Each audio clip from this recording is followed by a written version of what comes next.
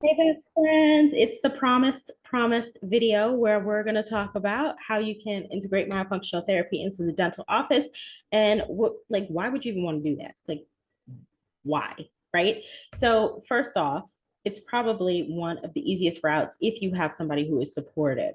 Okay, if you have somebody who is already on your team, an associate or an owner dentist, and you are raring and ready to go, you've taken a Myo course and you're like, I want to put this into practice now. I don't know how to make it happen. This is probably the path of least resistance, is just getting the dentist and the office on board and being able to integrate these things. But you cannot start any of that. Don't even try to like, oh, okay, we're going to see how it goes for a little bit. Don't do any of that without a contract in place, okay? Because more relationships have been ruined by not having a contract in place, by not setting out the standards of what's going to happen first than anything else. So, what is it that you envision for this relationship? How do you envision this being integrated into the office? Oh, I don't know. Okay, that's your first problem. Step one, envision how you would like it to be in the dental office. Like, what is it that you're looking to do? Do you want to do this in the afternoons and then you do hygiene in the mornings, or you want to do hygienes Monday through Thursday? Fridays are going to be your Myo days, or like, when are you going to do this? How are you going to do this? Do you have a dedicated space? Because Myo is not done in, honestly, anybody who's taken my course already knows that I don't really believe in doing Myo sitting down. But Myo is not something that should be done definitely in a dental chair. Like, it's not for the dental operatory. You don't have the space to move. You don't have space to breathe. You don't have the space to like really interact, engage with your patient. And if you're doing anything more dynamic than that, like if you're working on pelvic floor stability or you're working on any sort of movement therapy and you're doing something that's going to require some activity, you certainly don't have space for it there. Cranial nerve integration does not happen sitting down in a chair. So, where are you going to do this? You need a dedicated space. Okay, so that dedicated space can be an office space. Sure, it can be an office space. You can sit across from your patient. You can use the doctor's office when the doctor's not there, if there's office hours, whatever, if the doctor's okay with that. Like, where do you envision this happening? Is it happening in the reception area? That's a really great space, honestly. If you have enough space for a reception area, I would put down a mat, because I use, and I don't know if I should even plug them or not because I don't get paid to plug them, but I love Novoso. They have these wonderful like proprioceptive mats, these wonderful yoga mats. So I would put down a proprioceptive floor mat or a yoga mat, and like I would have at it in the reception area. I think that's like the best place, ideal to do Myo, particularly if you're working with children. I think that's a really great place to do it. But design your space. How is it that you want this to happen? Where are your supplies coming from? Who's dealing with the supplies? Is it you? Is it the office? Like, who's purchasing all these things? Will you have to use the autoclave? Are you going to be using more disposable products? Are you going to be more eco-friendly and you're going to use as much reusable products as you can? And so you're going to use the autoclave and you're going to need time for the sterilization and so forth. That requires its own separate thought. There's a lot that goes into first establishing a business. Like, this is why I say that this is the best way to go about it if you have somebody who's supportive, because imagine if you had to start all of this on your own. Like, how much is an autoclave, girlfriend? Do you know? Are you going to purchase one? Like, how are we getting these supplies? Like, where are we sourcing them from? Do you have a relationship with any suppliers? There's so much to this, and it's very intricate, and it can be very intricate, but you have to decide how it is that you want it to look first.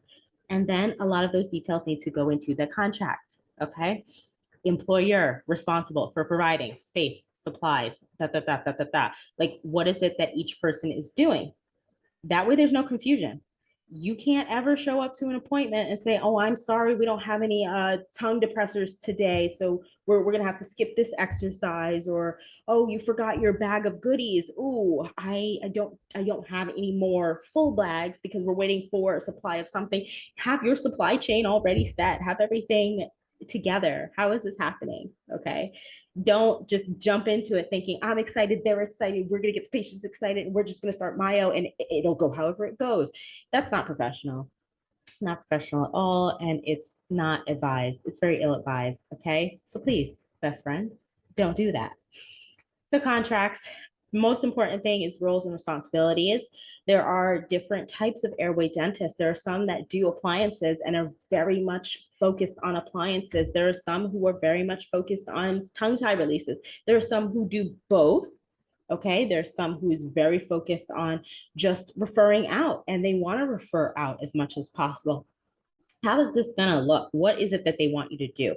I've worked with a provider before that was phenomenal. I mean, I love her and her releases. If I could send everybody to New Jersey to go get the release done by this doctor, I absolutely positively would. However, that's her main focus. Okay, let's just deal with the tongue tie. Anything else, functional, whatever, like that's not my conversation. I deal with the tongue ties. You are here to help them get optimal healing from the tongue ties. And if you want to explain something else, you explain something else. But I'm not talking to them about no function. I am talking to them about tongue ties. You will talk to them about tongue ties, and this is our relationship. And it's wonderful because I love her. She's a phenomenal, phenomenal dentist and a exceptional release provider.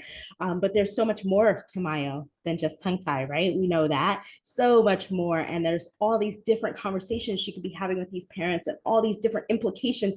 And while she's aware of all that, she just wants to stay in her lane. She is a master of her craft. And I do not fault that. Be a master of a craft. Be a master of a craft. If you want to be the tongue tie myotherapist, do that.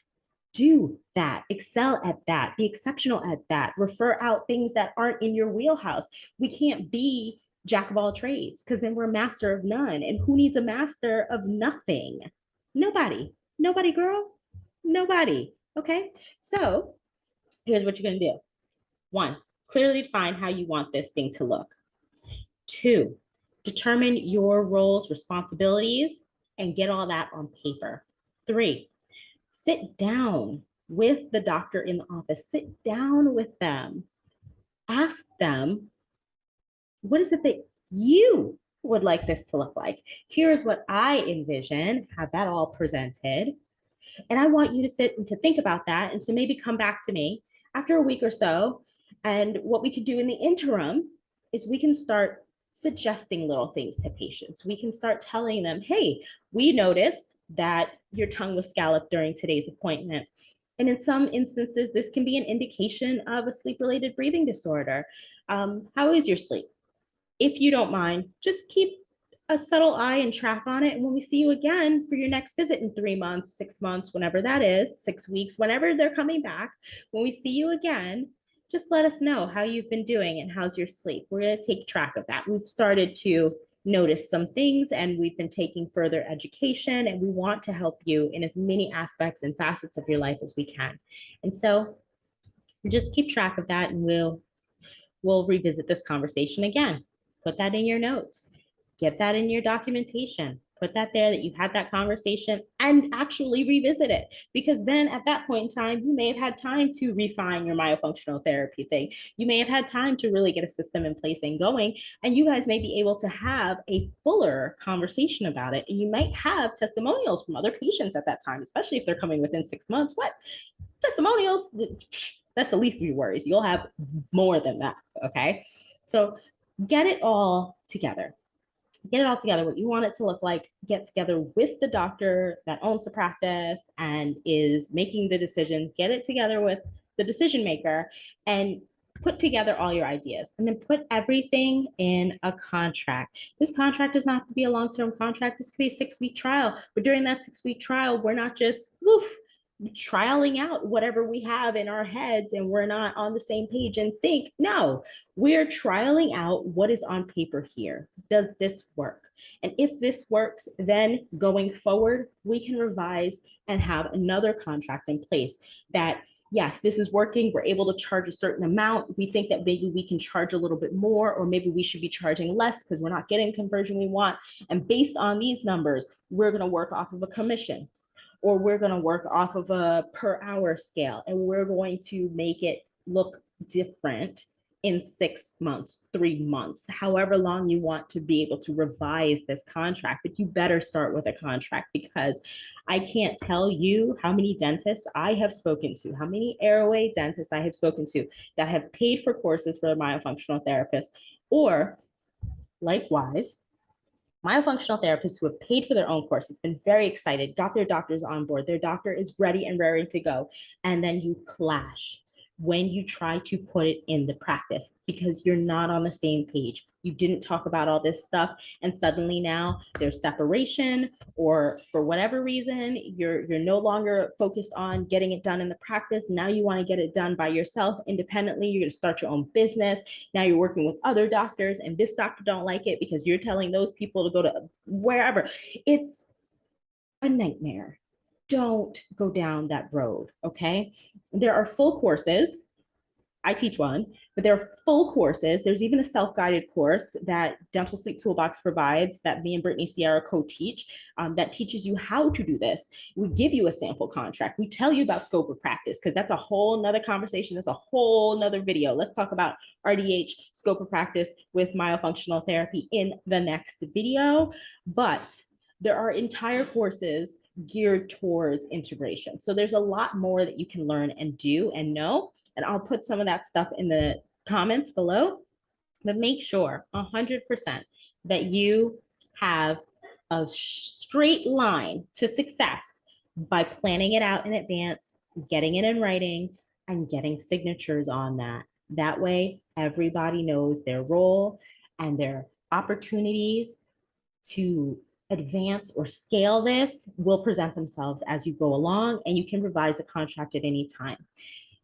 Additionally, don't let me leave this video without saying that contracts have to be mutually beneficial. Contracts have to absolutely positively benefit the dentist that owns the practice and is going to be your partner per se in this myofunctional therapy, project that you're going to implement in their office. They're going to be your partner, and so it should benefit them, and it definitely has to benefit you.